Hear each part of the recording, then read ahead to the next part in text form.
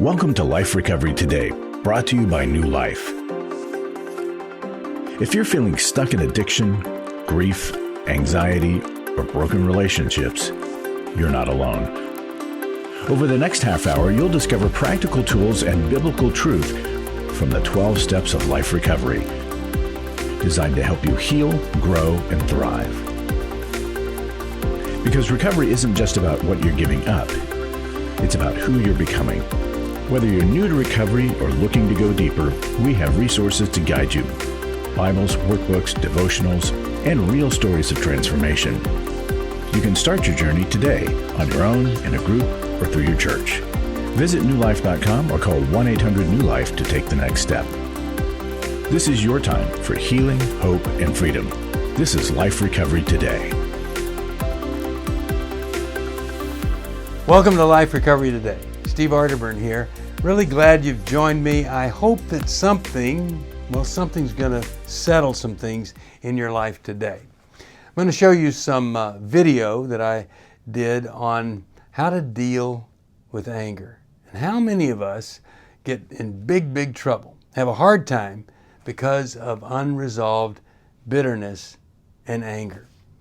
You know, a lot of people have a history of rage. You would think that if you ever had a rageful moment, that you'd hope you'd never have it again, but when it would crop up time and time again, that you'd say, man, that is so destructive. I need to do something about that. But sadly, you know, anger gives us that feeling, a little bit of feeling of power.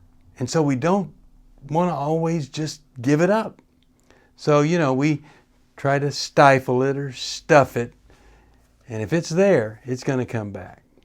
You know, a lot of people, they'll stuff down the anger, and other people will just act like there is no anger. Or they'll act like, hey, anybody would be angry over that. That's why I say one of the most dangerous things to carry around in your pocket, I always say two things dangerous. Plutonium would not be a good idea to carry that around. And the second thing would be justifiable resentment. And that justifiable resentment, that's where you say to somebody, here's why I'm so angry. And they go, oh, well, you're sure, I would be too. And then you feel like you're justified in keeping it, and it just eats you alive. Well, an important part of our recovery is evaluating how am I going to deal with this anger. And it's an important part of a daily inventory, staying current. Today I'm going to talk about this issue of anger and how to unanger yourself and your communication. And I'm doing this because dealing with anger is one of the most important parts of recovery.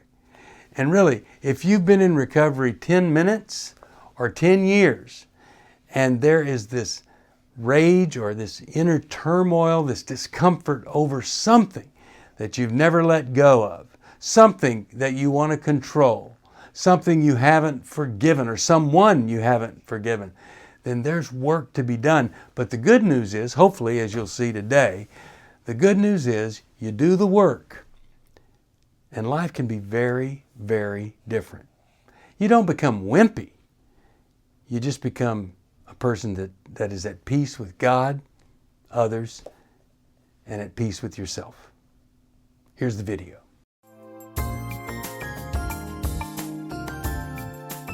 Hi, Steve Arterburn here. I want to talk to you about unangering yourself. So the title of this is Unanger Yourself. I was reading some just different articles and things, research on anger. And one of them says, you know, what you really ought to do is think about things that make you happy. Well, I wasn't happy to see that somebody was suggesting something so superficial if you're dealing with anger. I was angry about it. No, not really, but it was kind of interesting. And then I read another one that says, well, here's how we deal with this anger. We got to go exercise. Well, exercise is a great thing to do, but is that really going to resolve what's inside of you that's causing a lot of discomfort and maybe some disruption in some relationships? I want to get to the what do we do that really fixes this thing. Okay, so we've got to go back and we've got to take a little bit of time to figure out, was there an original insult, trauma, abandonment, or something that kind of filled our anger vat up 3/4 full early on? You see what I'm saying? So we've got this container, and you can only contain so much anger in it. And then it starts to spew out and spill over. Well, if you had some original trauma, insult, neglect, abandonment, then that's going to get the vat full of anger, and you're going to carry that around. Then something's going to come along and add to it. I have to tell you this. I had great parents, but I had 2 older brothers, and I really felt like they were the ones raising me a lot of the time. So I was a little bit bugged that by the time I came along, parenting wasn't fascinating to my parents, and these 2 people, my brothers, were in charge of me. And that kind of put a little bit of anger, bitterness, resentment in the old vat. And so, when I had the chance to rebel against that whole thing, I did. But stop for a minute and just look back and think, was there something that was that original hurt that caused some anger or produced fear or regret, however you've emotionally interpreted that? Maybe it's one of the reasons that something more recent has filled that anger vat to overflowing. And so then we have to ask ourselves, what was it later in life that just filled that anger vat right on up? Like for me, I was married to somebody that had an affair and then divorced me. That did it. I was really quite angry about that. Turned that in, sunk down into a deep depression. And I was not going to come out of that depression until I dealt with the anger. The original hurt was dealt with by me coming up with this little thing in my head that I heard somebody else say. They did the best they could with what they knew at the time. That's why my parents turned me over to my brothers. They were trying to make a living. They were busy. They did the best they could. They didn't want to hurt me. So that helped lower the amount. But then with this second horrible offense, I had to see it, and I had to look at the source of it, my contribution maybe to difficulty in the relationship. And what did it present to me? What was the result? And the result for me was tremendous fear. It made me scared to death for my life, what had been done. So not only was I angry about this, but it caused me to experience tremendous fear for the future. Thus, I'm even more angry about what happened. So we have to look at what happened, how did it make me feel, and what is it that I was literally afraid of. A lot of times, the anger is the visible expression of the reality of fear. Am I afraid I'm going to die or be controlled or lose control? Am I afraid I'm going to be neglected? All those kinds of things are things to look at that could be caused by the original and a more recent source of anger. So then once I do that, well, what do? Well, one thing that helps a lot of people is you write a letter to the person that you never sinned. And you write down, here's what you did to me. Here's why I think that's horrible. Here's how I felt. Here's what I'm afraid of. And you write that letter. Now here's what I think is the real key. You take that letter and you sit down with a therapist and you go over that letter with a therapist, a tried and true Christian counselor, and we can help you find that person. Now, when you sit down with that letter, you know what's going to happen? Well, if it's going to go the way I would like it to go for you, you're going to identify what you lost in all of this, what that insult or the anger source did to you, and the source of the loss that came.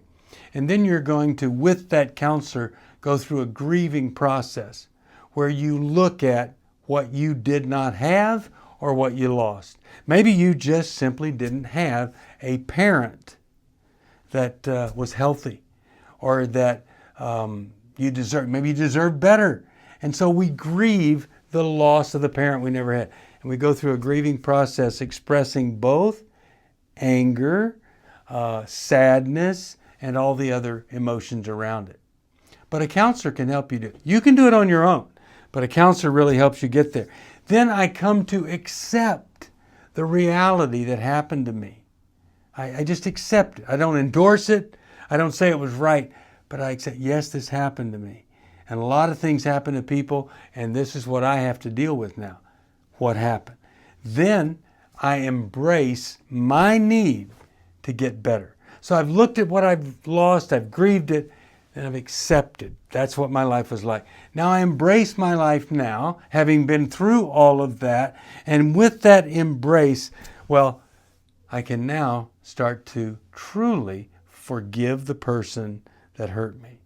And the more I forgive, the more anger I can, or things that cause anger, I can tolerate without having this big, overflowing, huge vat of anger controlling my life and driving me to places that I don't want to be. So I need to get help. And when I get that help, I'm doing something else. I'm preventing myself from ever being called a victim, or ever feeling like a victim, or being a victim. So that's the value of getting good counseling, is you're not going to be a victim. You're not going to be hurt over and over again. You're going to come out of the ashes. You're going to be stronger, but you're not going to walk around with this horrible anger all the time. And when you've gone through all of that, then you can go focus on something happy. Or then you can go exercise without punching a punching bag, rather than punching your mommy or your daddy or whatever the original thing was. Now, if you need some help finding that counselor, call us, 1-800-NEW-LIFE. But I got to tell you, you are key in unangering yourself. Don't just be an angry person. Don't just think your lot in life is to be miserable all of your life. It isn't. I dealt with it. I got through it, over it, beyond it, and I know that you can too. Steve Arterburn here. Thanks for listening and watching about the unangering process.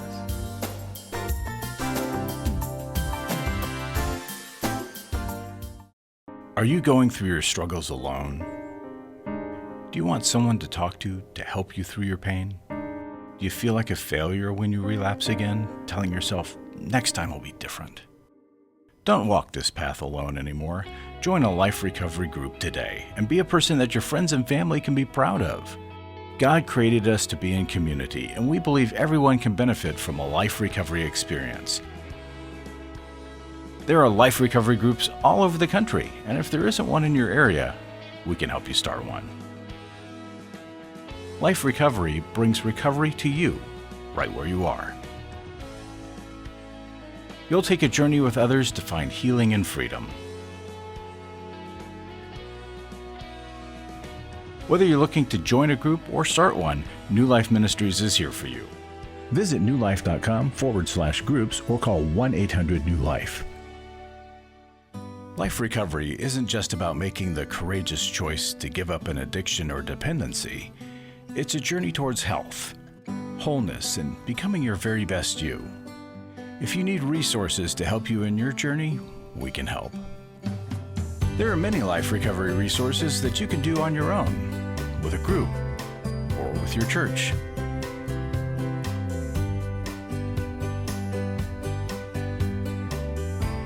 We have Bibles, workbooks, and devotionals that you can use to work your recovery right where you are.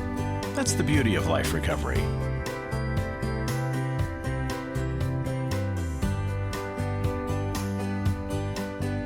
To learn more or to get the Life Recovery Bible or any other life recovery resource, visit liferecoverytoday.net or call us at 1-800-NEW-LIFE. 1-800-NEW-LIFE. Welcome back.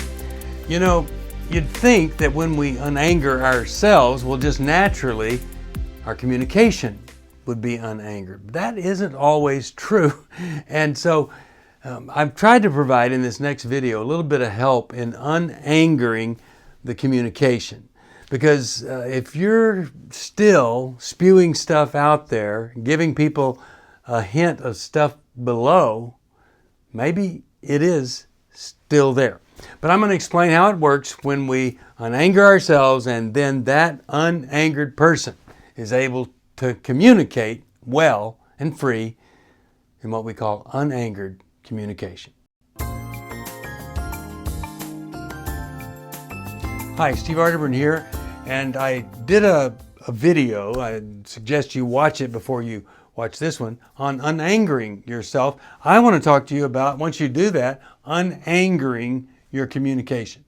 Now, why would I need to do that if I watched the other video and was instantly healed of all anger? Well, you're not going to be instantly healed, but it is a process to get over the anger. So you might say, why would I need to unanger my communication if I've resolved the anger?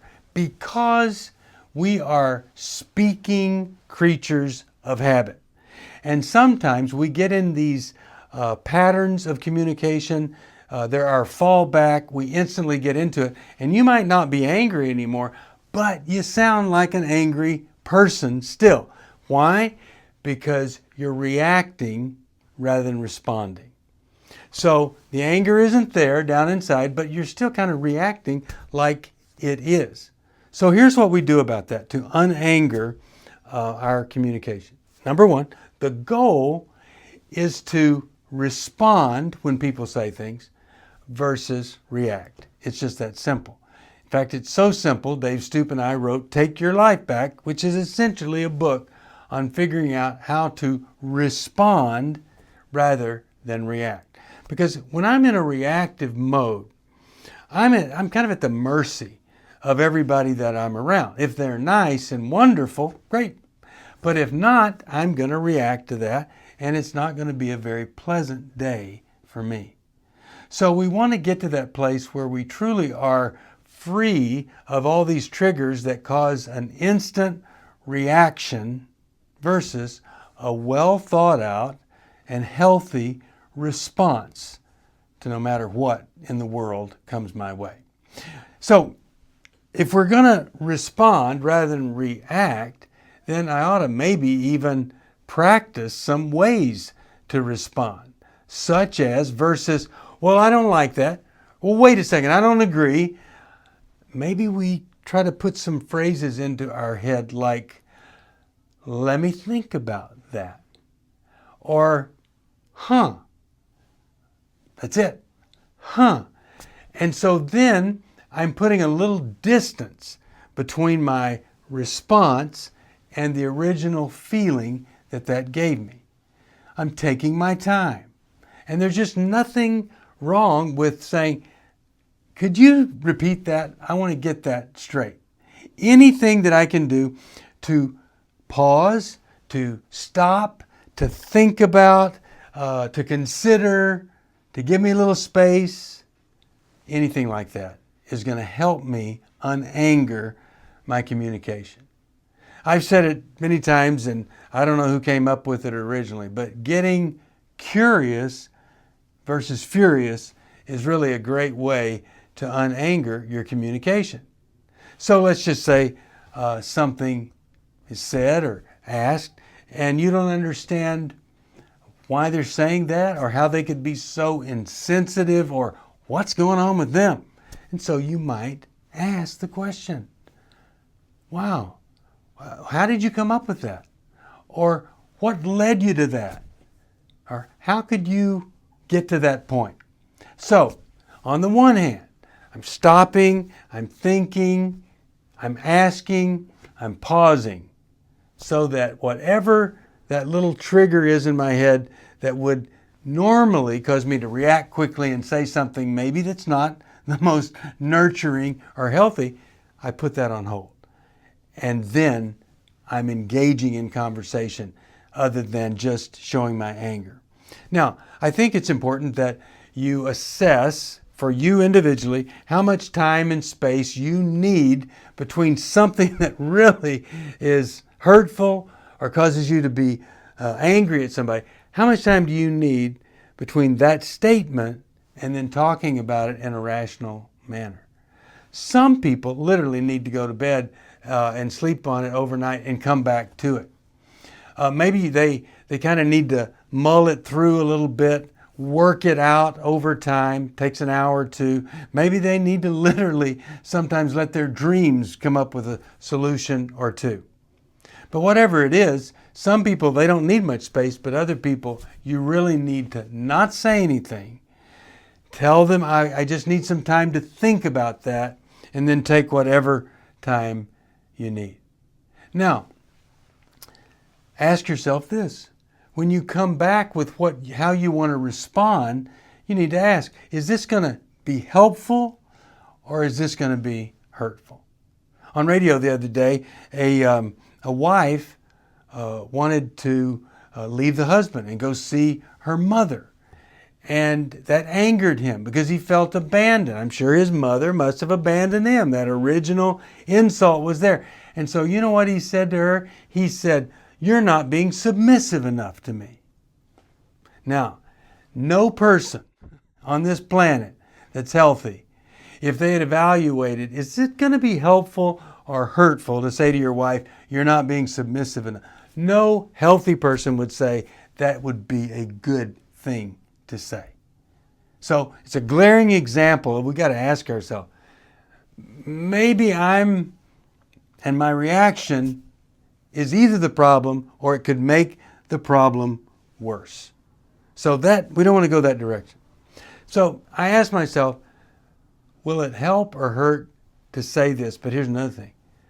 Will it help or hurt to do nothing? Because if this is part of an ongoing problem, passivity does not solve problems. And so you're going to have to say something. You are going to express yourself, and you're going to have to talk about this particular situation where you were hurt, neglected, or whatever. So a person that comes home driving into the driveway with a brand new car, for instance, the spouse might say to that person, "I hate you. You didn't tell me you were going to go buy a car. I need a car." Well, that's one response. Another response would simply be, "Oh, wow, this is so painful. I'm happy that you have a new car. But for me not to be even considered, for you not to even ask, what do you think the impact would be? It's very hurtful for me. And I just need some time to think about that." Because that would be very, very hurtful. Or someone does something and they didn't, it's your spouse, and they didn't tell you. And you say that, "I can't believe you didn't tell me you were going there or you were going to do that. I just want to be treated as kind of an equal here, and I want to be considered." When you talk about things like that and you're talking about how you feel, you want to use the I statement, not "you were mean" or "you were this," but just say, "I'm so hurt," or I'm just wondering," or whatever, to kind of get a question out there rather than an angry reaction. And so again, you want to be curious about how this thing happened. Did it happen because you didn't think I'd care? Did it happen because you don't care if I care? Those are things really important to find out. And then review, what is it that you might do here to make it worse? And then ask yourself, what could make this better? How could I help it rather than take this big, huge gash in our relationship and inflame it? Now, a side note, if everybody and everyone around you is making you angry, then you can't get help for all those people, it's probably a sign that you need to get some help for yourself. If your conversation, if you've really dealt with the anger, but your conversation continues to enrage another person, or it's the result of you being enraged, then there's more work that needs to be done. But I would just offer a few of these tips here to help you be less volatile in your conversation and start to transform the way you respond and react to other people. When you do that long enough, you start to unanger your communication, and people no longer say about you, wow, that is one angry person. Always good to have a third party help you. We have plenty of counselors to do that. You call us if you need some help.